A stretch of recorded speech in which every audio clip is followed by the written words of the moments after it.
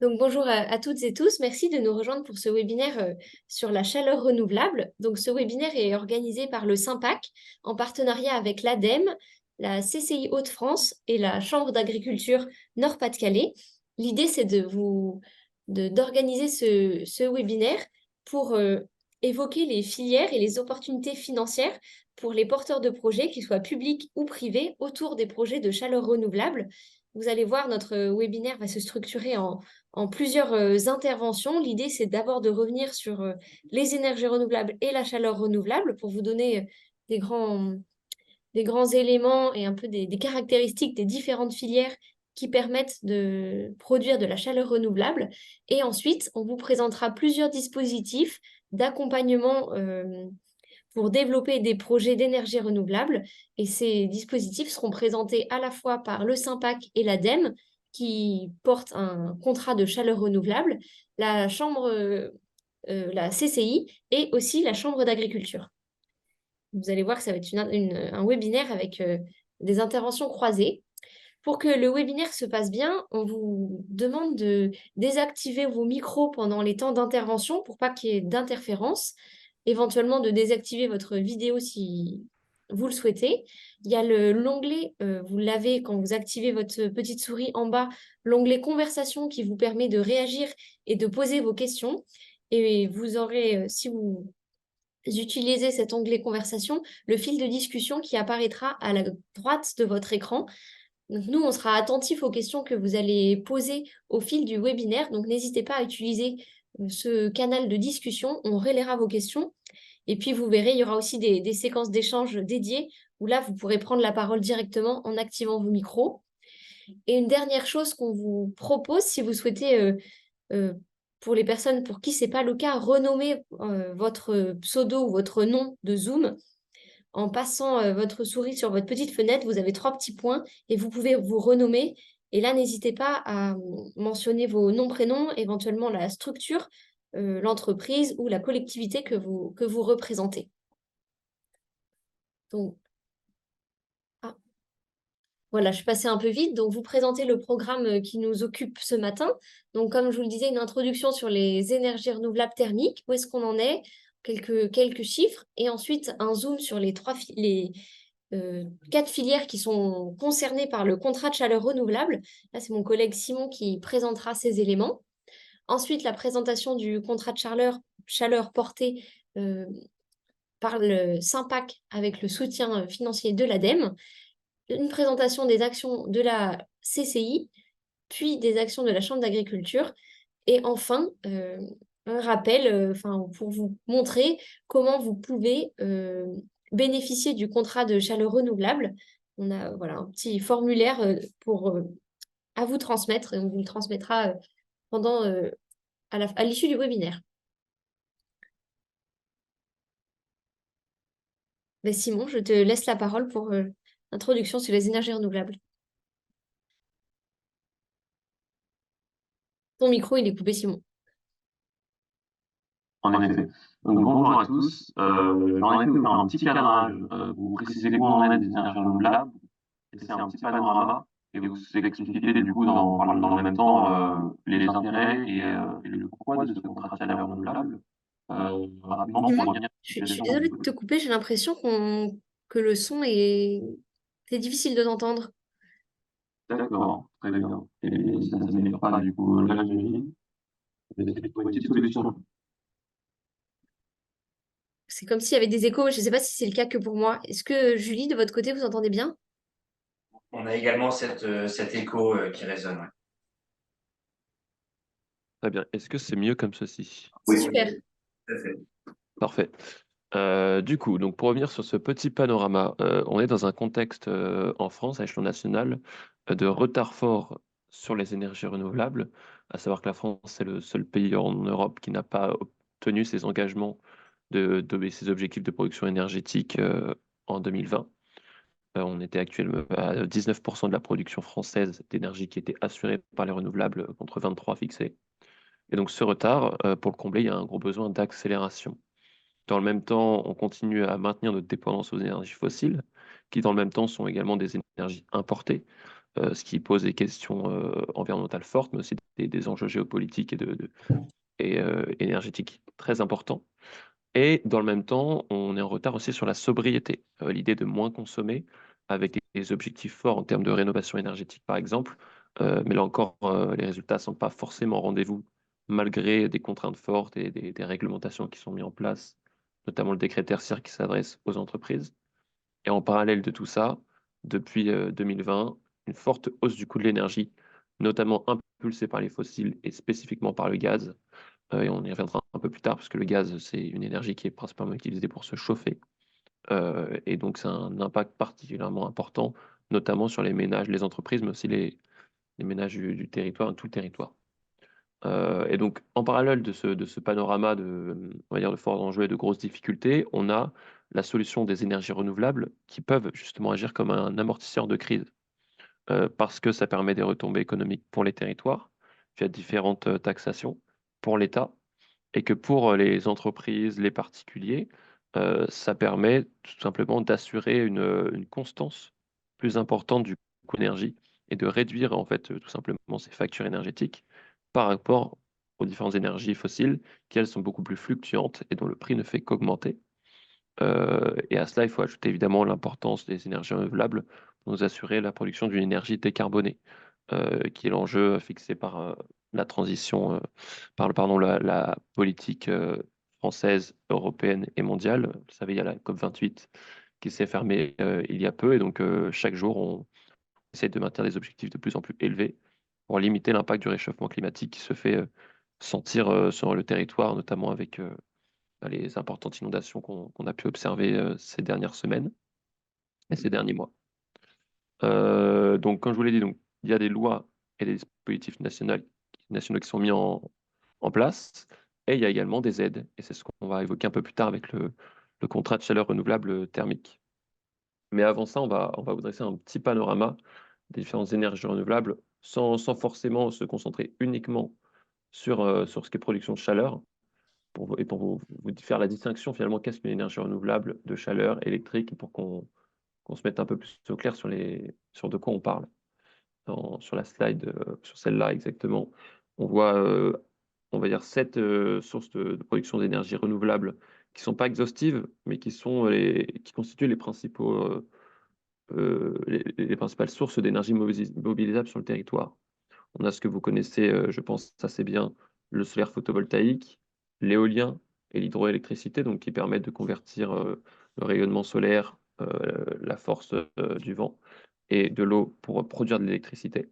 Ça, c'est largement développé à l'échelon national, un peu moins à l'échelon local. Et puis, à souligner que voilà, l'hydroélectricité, c'est quelque chose qui est lié pour avoir un gros potentiel, il faut beaucoup de dénivelé. Donc, on peut avoir des petits sujets sur des cours d'eau, mais c'est quand même peu pertinent quand on est sur du plat. Et au-delà de ces énergies qui sont largement connues, parce qu'au cœur de nombreux débats nationaux, il y a ce qu'on a en dessous qui est un peu moins connu, qui sont les énergies renouvelables qui peuvent produire de la chaleur, et les énergies renouvelables comme la méthanisation qui peuvent nous permettre de produire du gaz. Donc le gaz est un vecteur énergétique. On peut en faire de la chaleur, on peut en faire de l'électricité, on peut en faire plein de choses aussi. C'est utilisé également dans des procédés industriels, ou de l'électricité via de la cogénération. Mais tout ça, on va y revenir un peu plus tard, quand on va vous présenter plus en détail justement ces énergies renouvelables thermiques qui nous intéressent un peu plus aujourd'hui, parce que ce sont ces énergies-là, donc ce qu'on a ici en jaune, le solaire, la biomasse et la géothermie, qui sont financés par le contrat de chaleur renouvelable thermique. Voilà, sur cette slide, l'idée, c'est de vous expliquer cette chaleur renouvelable. Pourquoi c'est profitable? Le titre est Est-ce profitable? La réponse est oui. On est déjà revenu un peu là-dessus quand on a posé les enjeux. Mais d'abord, il y a un fort enjeu de lutter contre la fluctuation des coûts des énergies fossiles, qui pour des acteurs économiques est un facteur de risque important. Et donc la chaleur renouvelable, on le verra après quand on entrera dans les différentes technologies, euh, plus ou moins, c'est-à-dire que chaque technologie a ses capacités propres, et il y a des fois des coûts fluctuants, on le verra par exemple pour la biomasse. Mais en tout cas, les fluctuations sont toujours plus basses que le coût des énergies fossiles. Donc choisir l'énergie solaire renouvelable, c'est choisir une énergie dont le prix est tout simplement beaucoup plus stable dans le temps. C'est s'engager dans une démarche de transition énergétique, en réduisant significativement ses émissions de gaz à effet de serre responsables du changement climatique dans notre approvisionnement énergétique.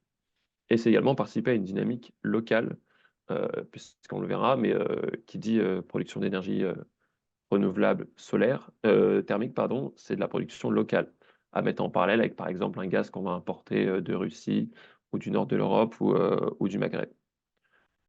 Remplir les objectifs du décret tertiaire, ça s'adresse spécifiquement aux entreprises qui doivent tenir des engagements de réduction de leurs émissions de gaz à effet de serre et de consommation énergétique.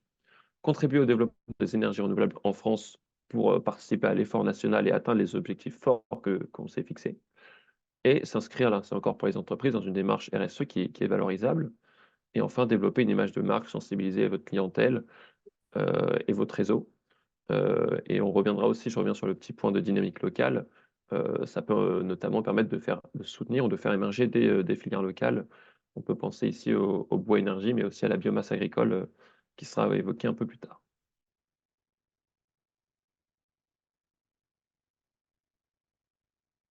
Je pense qu'on peut passer à la slide suivante. Pour revenir sur le petit quiz, objectif accélération, on a 2 questions à vous soumettre pour vous remettre un peu dans le bain et puis vous faire participer. Amélie, je ne sais pas si tu veux prendre le relais pour ce petit quiz. Et il faut remettre ton micro. Selon vous, en France, la production de chaleur représente la moitié des consommations d'énergie. Vrai ou faux? Et je vous lance le quiz. Normalement, ça va apparaître à votre écran. Vous avez la possibilité de voter. Et puis, vous avez peut-être la deuxième question qui est apparue aussi. Quelle part de la chaleur que nous consommons aujourd'hui est issue des énergies renouvelables?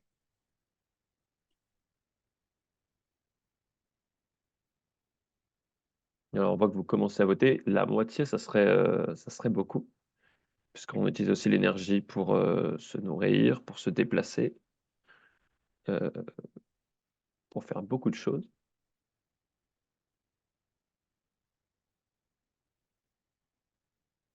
tout cas, sur la question 2, vous êtes assez unanime pour voter pour le 22%.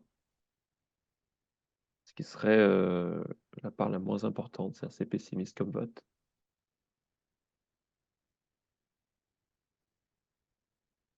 Bah, globalement, vos réponses sont...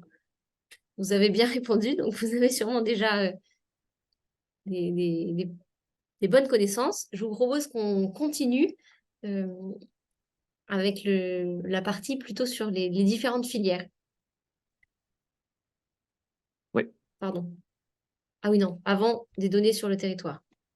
Ouais, exactement. Donc, bon, pour revenir sur les réponses, quand même, donc, la moitié, donc, c'était bien vrai. Donc, ça montre l'importance de cette question de la chaleur qui est beaucoup moins, par exemple, publicisée que la question de l'électricité. Pourtant, c'est un réel enjeu. Et en effet, on est seulement 22% de la chaleur qu'on consomme et sur les énergies renouvelables. Donc, là encore, ça souligne le besoin d'accélérer là-dessus. Et donc, en effet, ici, on s'interroge sur le territoire. Concrètement, qu'est-ce que l'on consomme? Et on observe qu'on a une consommation moyenne de 7 MWh par habitant. Ce qui est intéressant, c'est que c'est en dessous de la moyenne nationale, même s'il faut faire toujours attention à ces chiffres, puisque ici, on mélange le tertiaire, le résidentiel et l'industrie. Donc les facteurs peuvent être très importants et c'est toujours difficile de tirer des conclusions. Ce qu'il faut quand même retenir, c'est qu'on a des besoins de production locale de chaleur renouvelable moins importantes qu'à l'échelon national par habitant, ce qui est plutôt une bonne nouvelle. Et donc, sur les secteurs cibles, on remarque que 55%, c'est l'industrie, 27% le tertiaire, donc les entreprises, les bureaux, et 20% le résidentiel hors habitat individuel. Alors pourquoi hors habitat individuel? Puisque ici, comme on le souligne, et on présentera un peu plus tard, mais les aides qu'on va vous présenter, qui sont massives pour aider à développer cette chaleur renouvelable qu'on commence à évoquer ensemble, ne s'adressent pas euh, aux particuliers. C'est vrai que ça s'adresse à tout le monde, sauf aux particuliers. Et donc ici, on remarque la répartition des consommations de chaleur pour les personnes qui sont éligibles à cette aide. Donc les industriels, c'est logique. Le tertiaire, ce sont les entreprises qui sont éligibles. En fait, tous les acteurs sont éligibles, sauf les particuliers. Et le résidentiel, ce sont les bailleurs sociaux, ce sont des gestionnaires de parcs locatifs privés qui, eux, sont éligibles. Voilà, pour bien situer ça. Et ça montre du coup ce camembert à qui il faut s'adresser, qui il faut adresser et qui est censé répondre à ce contrat. Ça va nous aider à savoir un peu plus vers qui se tourner pour assurer la réussite de ce contrat. Et donc ensuite, on a cette question qui se pose une fois qu'on sait qu'on a 7 gigawattheures consommés par habitant sur le territoire, 7 mégawattheures, pardon, en moyenne. On peut se poser la question tout simplement de qu'est-ce qu'on peut couvrir sur le territoire? Quelle part de la consommation de chaleur sur le territoire on peut couvrir en production locale? Et ici, vous avez la réponse, c'est 15% de la consommation de chaleur actuelle. Et on peut aller à beaucoup plus, puisque hop, le potentiel de chaleur, total de chaleur renouvelable sur le territoire, il est de près de 500 gigawattheures. Or, on a dit que la consommation des secteurs cibles sur la slide précédente, on a dit que c'était 546, pardon. Donc ça veut dire qu'on peut presque atteindre le 100% de production de chaleur, c'est-à-dire qu'on pourrait, en théorie, quasiment couvrir la consommation de chaleur locale par une production renouvelable locale. Alors il faut mettre beaucoup de parenthèses et surtout prendre ça avec des pincettes, puisque ce potentiel théorique est rarement atteignable. On est toujours, voilà, on n'atteint jamais les potentiels théoriques qui sont calculés, mais ça montre quand même qu'il y a un énorme potentiel sur le territoire à mobiliser en production de chaleur renouvelable. Donc voilà, on parle de beaucoup de chaleur renouvelable sans rentrer dans le détail depuis tout à l'heure. Et donc je vais finir mon intervention par revenir sur les 4 filières qui sont concrètement aidées par le contrat de chaleur renouvelable et donc qui sont les principales filières renouvelables pour la production de chaleur. Les 2 premières, vous les avez à l'écran. Donc on a tout d'abord la biomasse agricole et le bois énergie qu'on a mis ensemble, puisque concrètement, cette filière consiste à brûler de la biomasse ou du bois. Et donc ça, c'est principalement des plaquettes, donc du bois déchiqueté ou des granulés qu'on va mettre dans une chaudière avec un silo pour stocker donc le combustible qui va être livré selon la taille de votre silo, selon votre consommation, une à plusieurs fois dans l'année, avec un système d'aspiration pour alimenter le foyer d'une chaudière.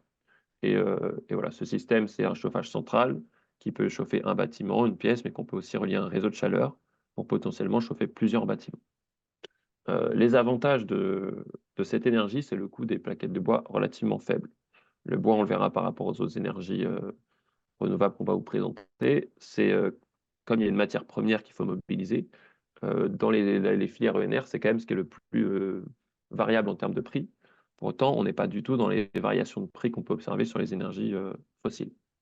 On a un coût beaucoup plus stable et c'est adapté à tout type de projet. C'est ça qui est intéressant, c'est que le combustible, si vous avez un très gros projet, vous faites un réseau de chaleur avec une grosse chaudière et vous pouvez chauffer 3, 4, 5, 6 bâtiments, etc.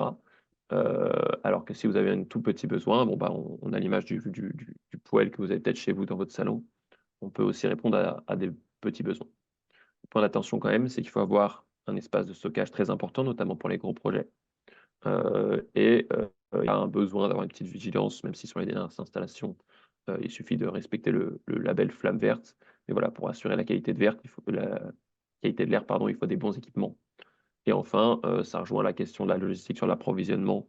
Voilà, il faut penser le fait que il vous faut la possibilité d'avoir une arrivée pour un camion qui vous livre le combustible, tout simplement. Pensez à ces petits points, mais c'est quand même une filière énergétique qui est très modulable et qui peut répondre à beaucoup de projets. Une autre énergie, c'est la géothermie. Ici, on va parler exclusivement de géothermie dite superficielle ou de surface. Vous avez peut-être en tête qu'il y a la géothermie qu'on va aller chercher dans les volcans. Ici, il n'y en a pas. On va aller chercher très profond. Ici, c'est maximum jusqu'à 200 mètres de profondeur qu'on va creuser. Il y a différentes technologies. Ça peut être creuser un trou et puis aller récupérer la chaleur d'une nappe. Ça peut être poser un champ de sonde.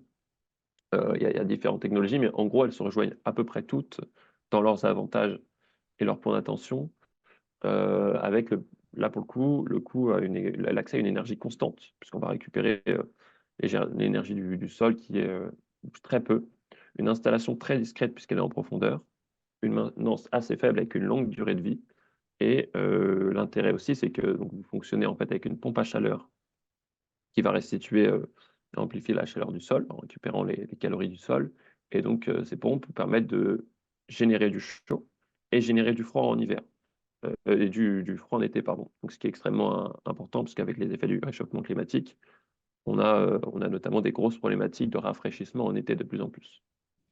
Les désavantages, cependant, il faut avoir bien en tête qu'on a besoin de mobiliser une surface extérieure, donc avec des travaux assez lourds, ou alors, sur du neuf, on peut mobiliser les fondations, ce qui est très intéressant.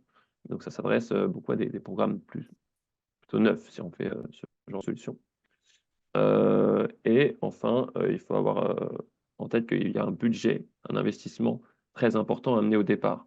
C'est-à-dire que là, ensuite, vous n'avez pas de combustible, donc vous avez vraiment un prix lissé et donc une grosse visibilité sur vos approvisionnements énergétiques et leurs coûts. Par contre, dès le début, il faut mettre beaucoup d'argent sur la table pour lancer le projet. Et petite vigilance sur le nombre de bureaux d'études et d'installateurs existants. Voilà, il n'y a pas non plus un nombre d'installateurs encore très élevé sur le territoire. Et donc les deux sources d'énergie suivantes qu'on va présenter, qui sont également du renouvelable thermique, c'est le solaire thermique d'une part, qui lui est un peu plus contextuel puisque ça vous permet de générer de l'eau chaude sanitaire grâce au rayonnement du solaire. Donc, du soleil, pardon, à ne pas confondre avec le solaire photovoltaïque, qui va transformer le rayonnement solaire en un électron qu'on va pouvoir consommer directement ou injecter sur le réseau. Là, c'est tout simplement des tubes remplis d'eau qui vont passer derrière une plaque de verre pour simplifier. Donc, on va transformer le rayonnement du soleil en chaleur dans l'eau, et donc c'est extrêmement important et intéressant si vous avez des besoins en eau chaude sanitaire, si vous avez une piscine, si vous êtes un EHPAD, potentiellement un restaurant pour la plonge, pour les hôpitaux, les gymnases, etc. C'est un gros intérêt puisque c'est très intéressant en termes de coût, avec un investissement relativement limité. C'est assez low-tech par rapport à un panneau photovoltaïque. Vous avez des besoins en maintenance qui sont assez limités, et donc c'est très simple à installer. Petit point d'attention tout de même, évidemment, le soleil est plus important en été, donc vous allez avoir plus d'eau chaude en été. Or, vos besoins d'eau chaude sont plutôt en hiver. Donc souvent, pour le solaire thermique, vous avez besoin d'un chauffement d'appoint à penser, qui peut être par exemple du gaz, mais plus idéalement, par exemple, mobiliser de la biomasse, par exemple. Ou alors une partie électrique, ce qui est faisable également. Également, petit point à voir, on a mis un coût d'investissement initial important. C'est quand même beaucoup plus limité que la géothermie, mais oui, évidemment, c'est la même logique. Vous investissez énormément au début et ensuite vous avez une énergie dite gratuite puisque vous n'avez plus de combustible sur la durée de vie de l'installation. Et on a là aussi un petit point d'attention sur la qualification des installateurs. Voilà, qu'il faut avoir en tête. La difficulté, ça peut plus être de trouver l'installateur pour faire votre installation, parce que sinon la viabilité économique du projet, elle peut être peut-être un peu plus intéressante à trouver. Le dernier élément, qui est le moins répandu, puisque aussi le plus contextuel, c'est la chaleur fatale. Et là, c'est tout simplement identifier une source de production de chaleur, parfois indésirable ou en tout cas non consommée, pour canaliser cette chaleur dans un tuyau et l'amener à un consommateur. L'exemple type, ça va être une usine qui va, dans son procédé industriel, dégager beaucoup de chaleur, par exemple un séchoir ou autre. Et cette chaleur va pouvoir potentiellement être récupérée et soit être réutilisée dans un autre procédé industriel sur le site même, ou alors c'est par exemple des habitations à côté ou des entreprises utilisées pour chauffer les bâtiments à côté. C'est extrêmement intéressant puisque ça permet une synergie entre les acteurs locaux. Ça permet tout simplement d'avoir une énergie dite gratuite, donc c'est là aussi très intéressant. Par contre, c'est extrêmement contextuel.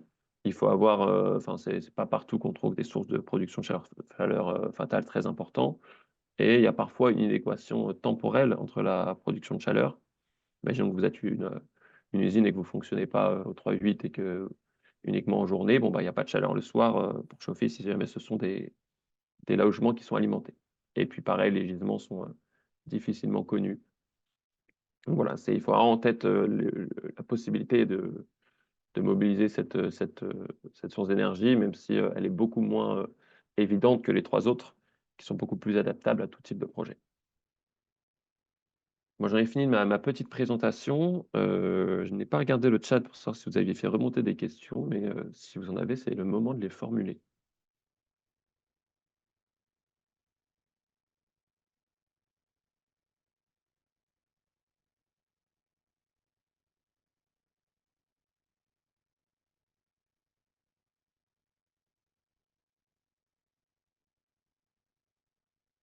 Bah, si vous n'avez pas de questions, je vous propose qu'on continue. Julie, je vous laisse la parole pour présenter le contrat de chaleur et le contexte de la démarche. Oui, vous m'entendez? Oui, Très bien. Donc, Julie Thueux, donc, je suis la directrice du syndicat mixte du pays du Calaisis, qui porte l'étude de planification énergétique et certainement le futur contrat de chaleur renouvelable qui vous est présenté aujourd'hui. Donc, pour rappel ou pour information, le SYMPAC, c'est un établissement public, grosso modo, qui regroupe 3 intercommunalités. Donc, Grand Calais Terres et Mers, la communauté de communes Pays d'Opale et la communauté de communes de la région Haute-Druic. Donc, vous voyez la carte sur la slide. Donc, on intervient vraiment sur ce périmètre-là précisément. Donc, 3 intercommunalités, 52 communes. Si vous voulez avoir d'autres informations sur ce que fait factuellement le syndicat, je vous invite à aller sur la page internet du slide suivant, s'il vous plaît. Non, je crois qu'il y avait... Voilà. Donc, au niveau du SYMPAC, ce qui est important de savoir, c'est qu'on a lancé une étude de planification énergétique début septembre, donc c'est très récent, pour établir un diagnostic énergétique du territoire, donc consommation et production d'énergie. Et donc, le but, c'est de mettre en place une vraie stratégie de territoire pour développer les énergies renouvelables à l'échelle du pays du Calaisis, sachant qu'actuellement, on a un taux très faible de production d'énergie renouvelable. Donc, l'objectif, c'est vraiment de faire en sorte que les acteurs publics et privés se mobilisent pour augmenter le pourcentage de production d'énergie renouvelable du territoire. Donc, en parallèle de ça, le SYMPAC va se positionner sur le pilotage d'un contrat de chaleur thermique renouvelable pour accompagner techniquement et financièrement, via le fonds chaleur de l'ADEME, tous les projets qui sont potentiellement éligibles, quel que soit le dimensionnement du projet, et que le projet soit public ou privé. Donc, pour justement aider à augmenter le pourcentage de production, on va essayer de mettre en place un contrat qui nous permet de vous accompagner, donc techniquement et financièrement sur tous les projets. Donc, le contrat de chaleur renouvelable, alors je ne sais pas si je laisse du coup Florent de l'ADEME intervenir là-dessus ou si je continue. Sachant que, je vous l'ai dit, le périmètre qui est défini géographiquement au niveau de ce contrat, c'est bien celui du syndicat mixte du pays du Calaisis. Que le but, c'est bien d'apporter des subventions pour les études et les investissements pour les porteurs de projets qui vont émerger au niveau du territoire. Que, au niveau de ce contrat de territoire, on va avoir un objectif. Et donc, pour pouvoir signer ce contrat, on va devoir mettre en évidence des projets publics et privés. Et si on n'atteint pas un seuil de projet, on ne pourra pas signer ce contrat. Donc, on est vraiment dans une perspective collective. Si on a 2 ou 3 projets seulement et qu'on n'atteint pas le seuil, on n'arrivera pas à signer le contrat. Donc, c'est important d'avoir une mobilisation importante aussi bien au niveau du secteur privé que du secteur public. Qu'on est bien sur des énergies thermiques, on vous l'a dit tout à l'heure, bois énergie, géothermie, solaire thermique et chaleur fatale, et qu'en ce moment, on est en train de préfigurer ce contrat de chaleur, donc c'est-à-dire de recenser un maximum de projets pour pouvoir le signer, et derrière, pour pouvoir lever un maximum de fonds, que ce soit pour les études et pour les investissements. Et dès qu'on aura atteint un seuil de projet, on pourra signer ce premier contrat et le plus tôt possible sera le mieux. On peut passer à la slide suivante. Je vais peut-être laisser Florent intervenir. Vas-y, je t'en prie. Bonjour à tous. Donc, Florent Dupuis de l'ADEME. Effectivement, je suis l'instructeur ADEME des contrats chaleur renouvelable thermique qu'on appelle, nous, dans notre jargon, CCRT. Donc, si parfois je dis CCRT, c'est juste l'acronyme de contrat chaleur renouvelable thermique. Avant de parler des quelques chiffres, juste 2-3 rappels. Pourquoi l'ADEME a développé ces contrats chaleur renouvelable thermique depuis quelques années? D'une part, comme le disait Simon en introduction, on est plutôt en retard sur nos objectifs d'énergie renouvelable. Donc, il a fallu trouver des manières de massifier, d'aller plus vite. Et donc, le contrat chaleur renouvelable le permet en tout cas d'impulser une massification. Et d'autre part, on voulait que les acteurs locaux, que des opérateurs territoriaux euh, montent en grade ou en tout cas deviennent animateurs, chefs d'orchestre ou en tout cas voilà, portent les sujets énergie renouvelable, d'où le fait de contractualiser avec différents opérateurs territoriaux comme peut l'être le SYMPAC. Après vous avoir dit ça, alors un contrat chaleur renouvelable, c'est finalement un contrat ADEME avec l'opérateur territorial, ici le SYMPAC, et on demande au SYMPAC d'animer, stimuler le territoire pour faire sortir un nombre suffisant de projets renouvelables thermiques. Alors, le nombre suffisant, l'ambition d'un contrat se détermine par différents moyens. On demande qu'il y ait au moins 10 projets de traités sur une période de 3 à 4 ans, parce que les contrats ont une durée de 3 à 4 ans. On demande qu'un projet chaleur renouvelable ne soit pas monofilière et notamment uniquement sur la biomasse. Par le passé, on a vu des candidats vouloir faire que un nombre de biomasse, d'où le critère d'avoir au moins 1, 2 projets géothermie, solaire thermique ou chaleur fatale. Et l'objectif de se dire ce projet est ambitieux, on le caractérise par rapport à une population retenue. Je ne rentre pas dans les détails de comment on calcule, mais quand tout à l'heure, on parlait de 500 gigawattheures de potentiel max d'énergie renouvelable, vous voyez, un contrat, on serait sur une tranche de 3-4 ans sur un objectif de 2 gigawattheures environ. Sachant que 2 gigawattheures, c'est bien la somme de l'ensemble des projets. Ce n'est pas 2 par projet, c'est-à-dire que 10, 12, 15 projets additionnés amènent ce 2 gigawattheures. Et surtout, ce contrat, et ça, on va le redire plusieurs fois, permet de donner une légitimité au SYMPAC pour être l'interlocuteur privilégié ADEME sur ces 3 intercos pour porter la dynamique ENR thermique. Tu peux peut-être... merci Amélie. Un contrat chaleur renouvelable est intégré dans notre dispositif d'aide Fonds Chaleur. De fait, les règles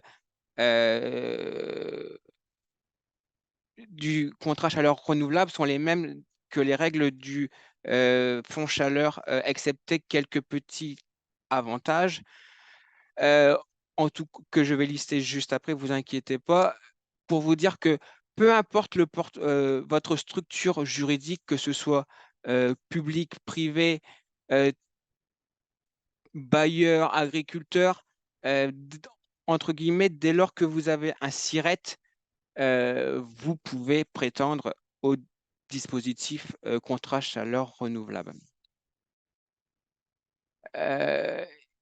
Et la spécificité réelle des contrats chaleur renouvelables, c'est le premier alinéa sur les projets, c'est-à-dire les projets de toute taille. En principe, l'ADEME ne rend pas éligible à ces dispositifs d'aide les projets de toute petite taille, par choix, par le fait qu'il faut forcément faire des choix. Et là, le fait d'avoir dans ce contrat finalement une grappe de projets, des petits projets agglomérés les uns avec les autres permettent de dépasser le seuil minimum et donc on peut accompagner finalement les projets, même les tout petits. Il faut forcément que les travaux soient engagés sur la période du contrat, donc de 3 à 4 ans. Il n'y a aucune... ouais, si, il y en a une après, on verra, mais globalement, qu'on soit bâtiment neuf ou bâtiment à rénover, tout est éligible. si ce n'est qu'on va demander à ce que les bâtiments rénovés aient une consommation minimale pour éviter de financer des énergies renouvelables sur des bâtiments énergivores. Et puis, il faut forcément que ça soit l'une des 4 énergies renouvelables mentionnées depuis le début. J'avais une slide sur ce qui n'était pas éligible, ne sont pas éligibles. Bon, c'est pas grave, je vais. Ah, ok, pardon. Effectivement, comme je le disais, dès lors que vous avez un SIRET, vous êtes éligible. Par voie de conséquence, effectivement, les particuliers sous sa forme morale particulière ne sont pas éligibles au dispositif. Il y a une petite spécificité sur les bâtiments qui appartiennent à l'État, étant donné que nous, ADEME, on est une agence d'État, on est un peu coincé sur ce type de bâtiment. Après, selon les filières, biomasse, géothermie, on a souvent des critères techniques à respecter, forcément. Par exemple, sur la biomasse, on aura des critères sur la qualité d'air liés à la chaudière biomasse. Je le précise bien, les pompes à chaleur aérothermiques, donc RO ou RR, donc dès lors que la source d'énergie est l'air, ne sont pas éligibles. On parle bien, quand on parle de géothermie, il y a certes une pompe à chaleur, mais on parle d'une source sol. Et puis, les travaux qui ont démarré avant ne peuvent rentrer et on est encore une fois sur les énergies renouvelables thermiques. Alors, via ce contrat, forcément, vous allez avoir des privilèges, ou en tout cas, vous allez avoir un accompagnement un peu sur mesure, d'une part par le SYMPAC qui sera à vos côtés tout au long du contrat. Vous allez pouvoir aussi bénéficier des études d'opportunité gratuites. Alors, ce n'est pas des études de faisabilité, hein. Je dis bien des études d'opportunité gratuites par les attendez, je vois le commentaire en même temps, alors ça me perturbe. Les études d'opportunité liées aux référents thématiques qui sont un peu dissimulés sur la région. Les études de faisabilité sont subventionnées entre 70 pour l'acteur public et 50 pour les acteurs privés. Et puis, vous avez des aides à l'investissement qui sont proportionnelles à la quantité d'énergie réellement consommée. Donc, c'est un peu plus délicat de donner des taux d'aide, mais on est souvent entre 20 et 50% d'aide côté ADEME. Et selon les filières, je dis bien selon les filières, il peut y avoir un complément région pour augmenter encore ce taux, sous réserve de respecter les taux d'encadrement communautaire. Et puis, forcément, souvent, les aides de l'ADEME sont parfois un peu compliquées à aller chercher parce qu'il faut remplir pas mal de documents.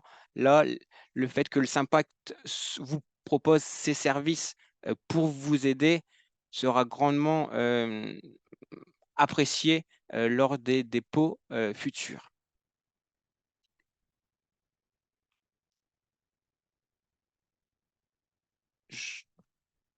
Ça, j'en ai parlé. Et je terminerai ma présentation pour vous dire que globalement, les aides de l'ADEME sont cumulables avec l'ensemble des dispositifs, excepté les certificats d'économie d'énergie, ce qu'on appelle les C2E, CEE, qui ne sont pas cumulatifs parce qu'encore une fois, les C2E proviennent d'un dispositif étatique. Donc, selon les choix, vous prenez l'un ou l'autre. Souvent, l'aide de l'ADEME est bien évidemment plus intéressante pour boucler un budget d'investissement. J'en ai fini. Je pense, Florent, qu'il y a une remarque dans le chat vous était adressée. Alors oui, la première question, quid du potentiel thalassothermique? Alors effectivement, alors oui, c'est éligible parce que dans la famille géothermie, il y a les sondes, il y a les nappes, donc il y a différentes manières de récupérer les calories, soit sous la forme des nappes, soit sous la forme des sondes, mais on y intègre aussi la valorisation des eaux usées. On y intègre aussi la valorisation de la mer, eau de mer et aussi eau de lac. Et voilà, c'est en gros, dès lors qu'on valorise des calories sous un vecteur fluide, ça rentre dans cette grande famille géothermie. Ensuite, il est dommage que l'on ne puisse pas être subventionné sur une unité de production de chaleur intégrant la cogénération. En connaît-on la raison? Vous pouvez être subventionné, mais c'est hors CCRT. Là, dans le cadre des CCRT, c'était plutôt initialement pour les petits projets qui individuellement n'étaient pas éligibles. Les unités de production, enfin, la méthanisation en tant que telle reste éligible. C'est mon collègue Cédric Alvera, mais ça ne rentre pas dans le dispositif contrat chaleur renouvelable thermique.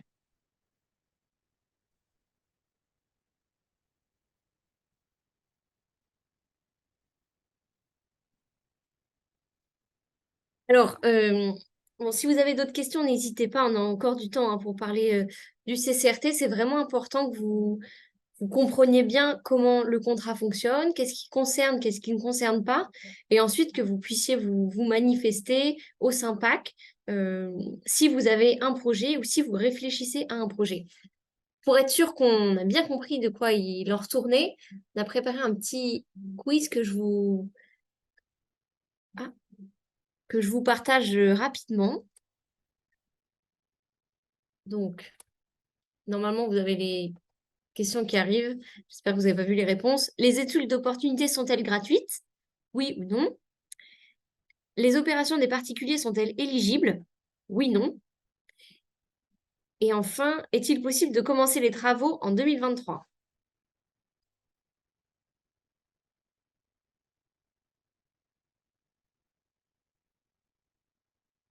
Je vous laisse le temps de répondre. J'espère que tout le monde a bien accès au questionnaire.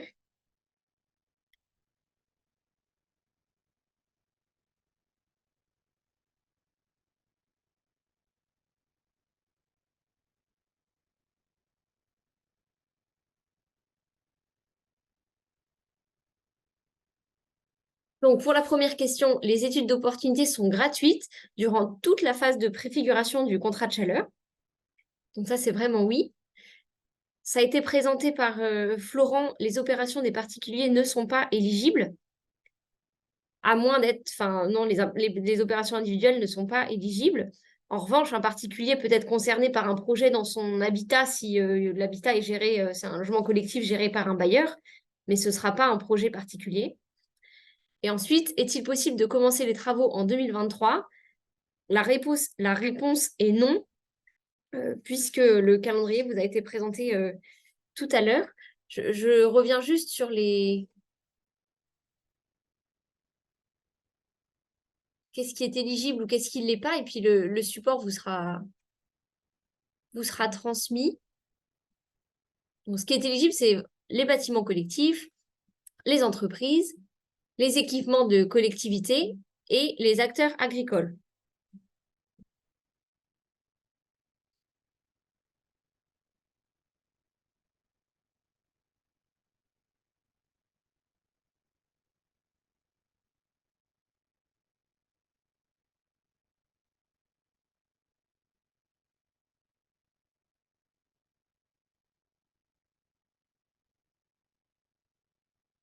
Donc, si vous souhaitez faire remonter un projet, si vous envisagez une démarche de projet de chaleur renouvelable, même si ce n'est pas 100% stabilisé, si c'est au stade d'une réflexion, on vous invite vraiment à remplir cette petite enquête.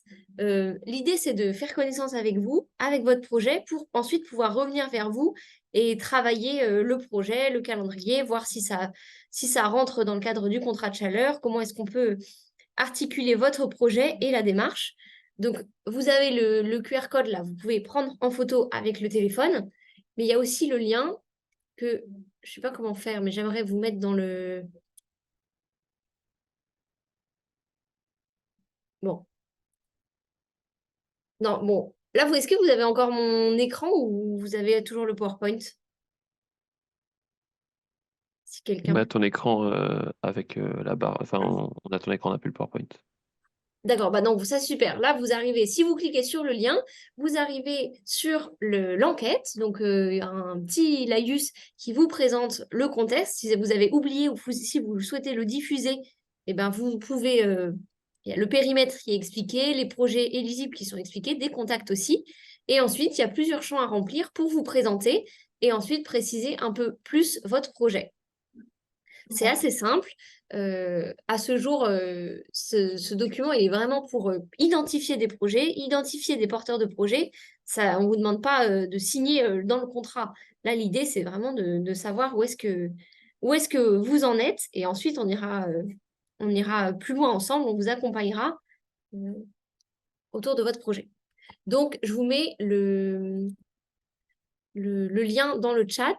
C'est pour vous et c'est aussi pour les personnes avec lesquelles vous travaillez, des collègues. Euh, il faut que j'y arrive, mais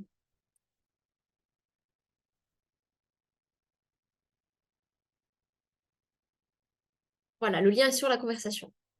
Donc, ce qu'on vous invite à faire, encore une fois, c'est de faire remonter vos projets via le questionnaire.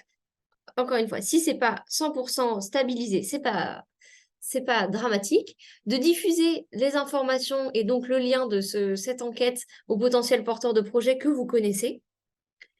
Et si vous souhaitez qu'on intervienne, que le SYMPAC intervienne pour présenter la démarche, présenter le contrat de chaleur dans des instances que vous pouvez animer, des ateliers avec d'autres entreprises, des ateliers avec des acteurs agricoles, n'hésitez pas à nous solliciter. C'est tout à fait possible de venir présenter la démarche dans des temps dédiés.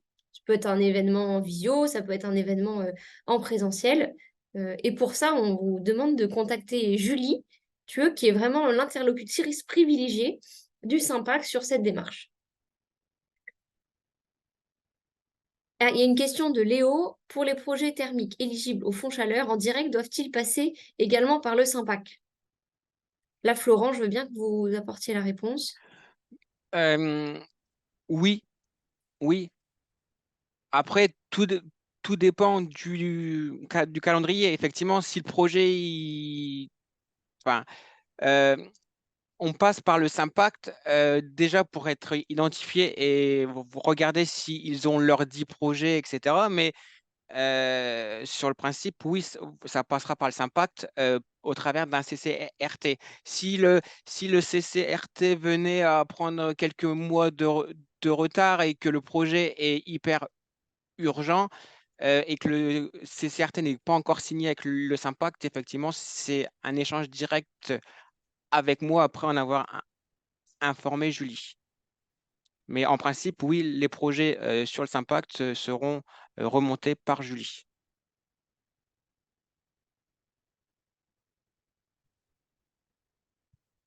Les dossiers fonds chaleur peuvent-ils être déposés par un tiers investisseur? Oui, oui, oui. Après, il y a plein de subtilités. Il faut les contrats entre le tiers investisseur et les propriétaires. Voilà, mais il y a plein de cas de figure particuliers. Mais oui, c'est pas parce que c'est un tiers investisseur que le dossier n'est pas éligible.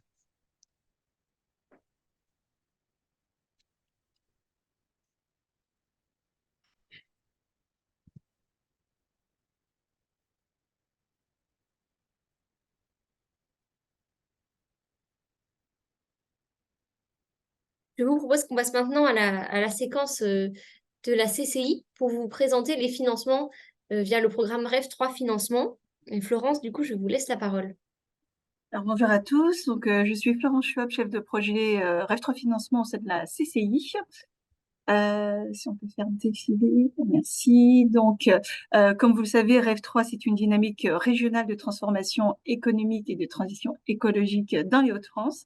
Dynamique collective lancée il y a maintenant 11 ans par le Conseil régional et la CCI Hauts-de-France, qui rassemble autour de cette dynamique tout un écosystème partenarial, entreprises, territoires, collectivités, acteurs de la recherche, etc.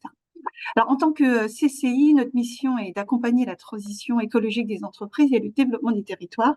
Alors, pour cela, j'ai mis ici un petit rappel, un guide pratique qui est à votre disposition. Il s'agit du référentiel REV3 Entreprises, écrit en partenariat avec le Conseil régional et la CMA. Il a pour vocation pour accompagner les entreprises dans leur transition économique, énergétique et environnementale, et à travers 4 thématiques: bâtiment, process, développement de nouveaux produits ou encore organisation et management. Donc, je vous invite vraiment à le consulter si vous avez besoin d'un référentiel et d'un guide pour mener à bien votre projet.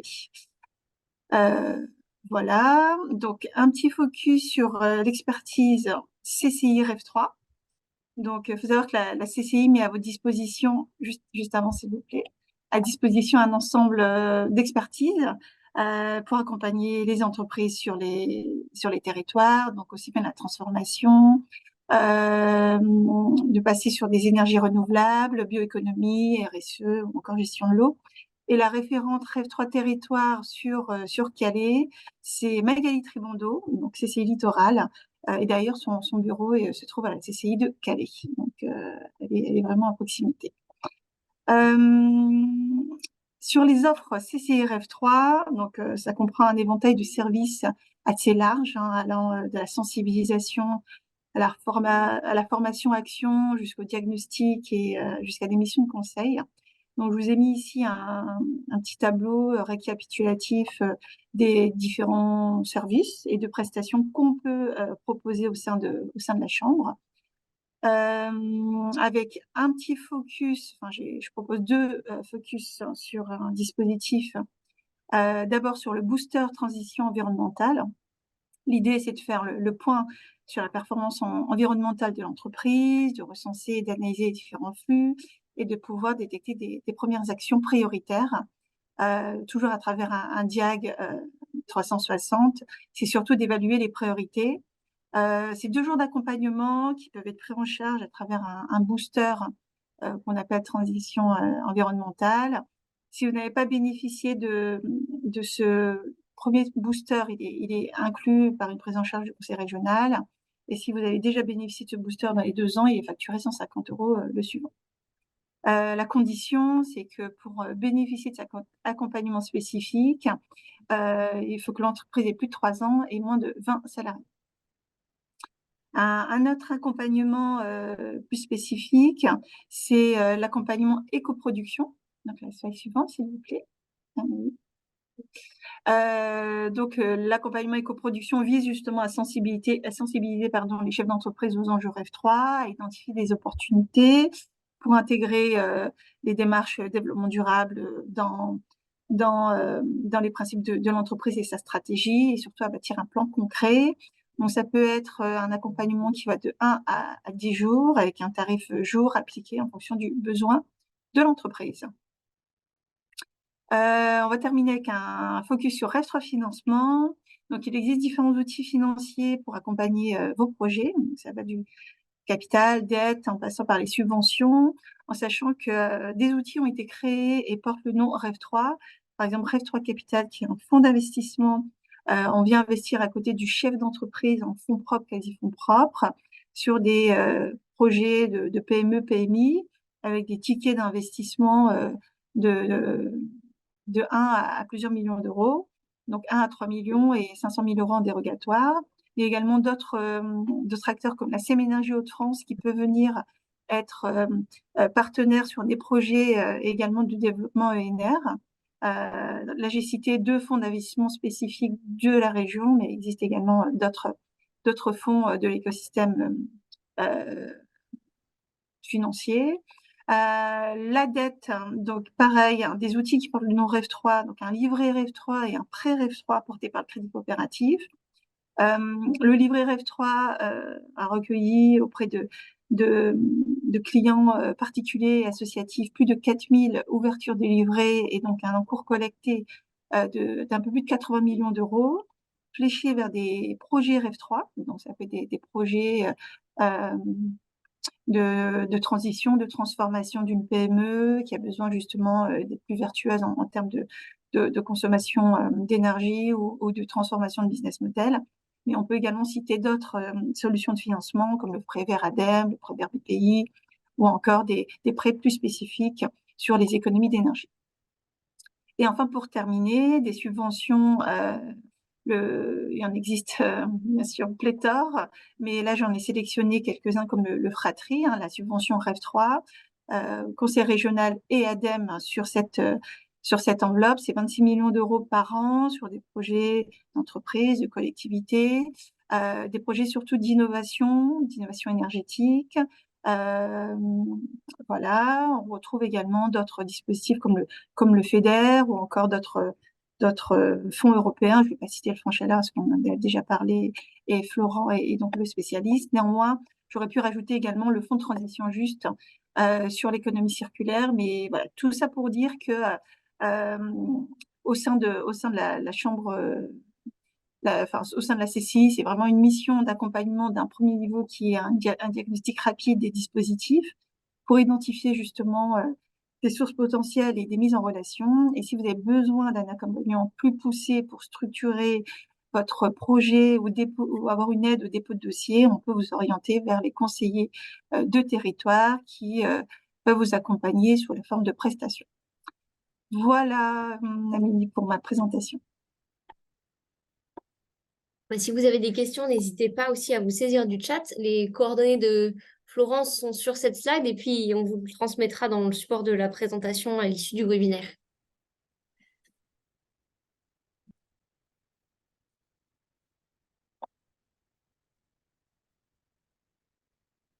Je vous propose qu'on passe à la séquence suivante, qui est notre dernière séquence de la matinée pour vous présenter les actions d'accompagnement de la Chambre d'agriculture. C'est Thomas qui va présenter cette partie.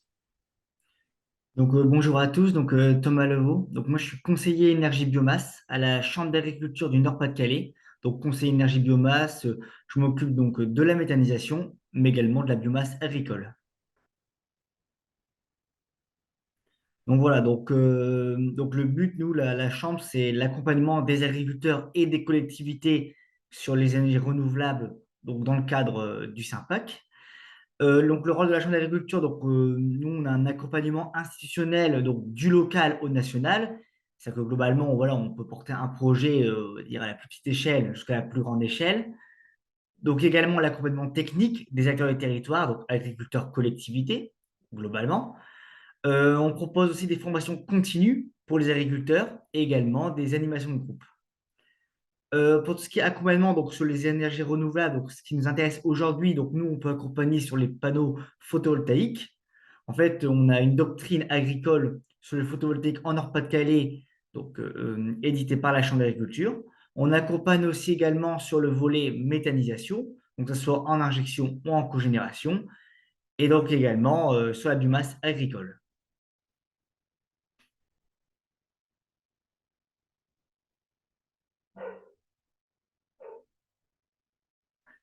Donc voilà, donc là je vais faire un focus donc, sur l'accompagnement sur la méthanisation, donc l'injection et la cogénération.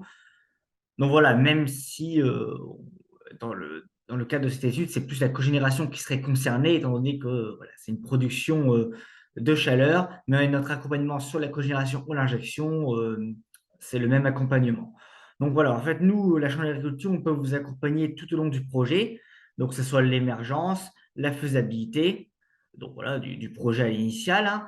On vous accompagne sur les dossiers administratifs réglementaires, donc que ce soit tout ce qui est dossier ICPE, les agréments sanitaires, les dossiers d'études préalables d'épandage et également tout ce qui est permis de construire, en fait en collaboration avec la SICA Habitat Rural, donc voilà, qui réalise ces permis.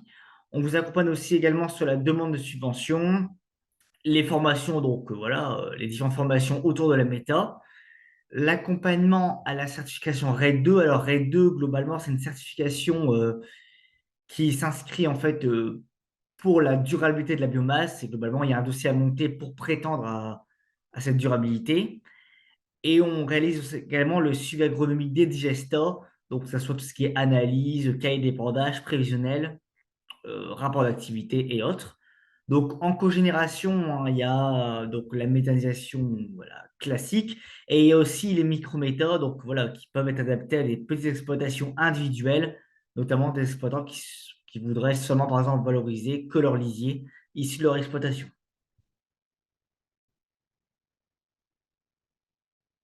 Non, je vais faire un focus du coup donc, sur la filière biomasse, qui produit de la chaleur.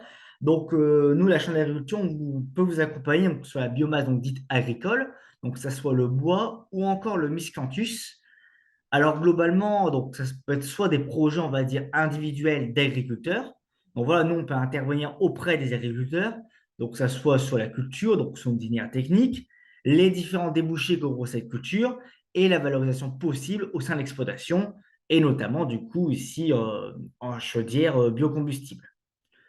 On peut également en fait intervenir aussi sur des projets de collectivité. Donc voilà, donc projet collectivité, c'est des projets plus larges. Genre, par exemple, imaginons demain, voilà, il y a une collectivité, une mairie, une commune qui souhaite, on va dire, voilà, monter une chaudière biomasse qui pourrait l'alimenter par exemple, soit avec du bois, donc du bois de haie bocagère, par exemple, ou encore de la biomasse miscanthus.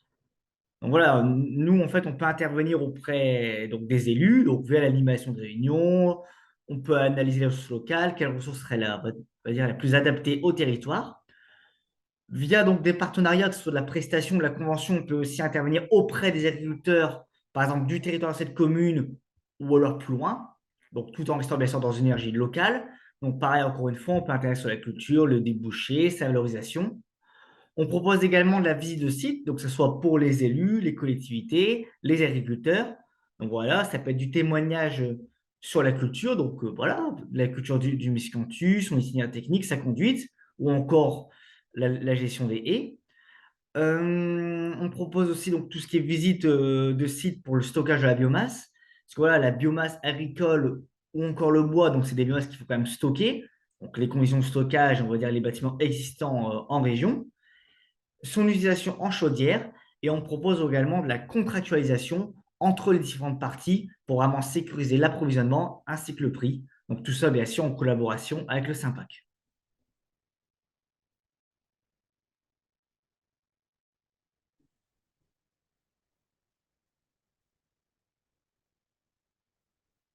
Donc, voilà, moi j'en ai terminé pour cette présentation. Donc, en tout cas, vous pouvez me contacter. Je peux en mettre mon contact dans le chat et de toute façon, je pense que ce sera communiqué à l'issue de ce webinaire.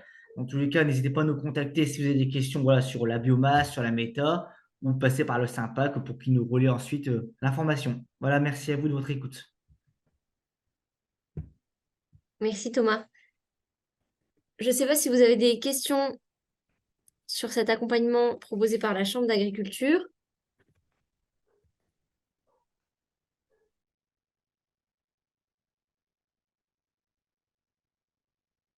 Écoutez, on arrive au terme de la présentation qu'on avait prévue. Donc ici, vous retrouverez l'ensemble des coordonnées des personnes qui sont intervenues. On pourra les mettre aussi dans le chat pour que vous puissiez les récupérer plus facilement. Ce qu'on tenait à vous dire en conclusion sur le CCRT, c'est que dès que possible, on vous invite à remplir l'enquête dont on a parlé tout à l'heure, même si votre projet n'est pas complètement finalisé. C'est une première étape. Un deuxième rappel de vous dire que c'est vraiment Julie Thueux qui est la porte d'entrée pour cet accompagnement et les démarches en lien avec les projets énergie renouvelable, chaleur renouvelable. Donc, vous avez les coordonnées de Julie dans le mail, pardon, à l'écran, excusez-moi. Ils vous seront transmis aussi. Peut-être que Julie, on peut le mettre dans le chat directement du webinaire. Et puis, on vous souhaite une bonne fin de matinée, un bon appétit et au plaisir de vous retrouver lors d'un prochain temps sur ce sujet et de parler avec vous de vos projets concrets. Merci pour votre écoute.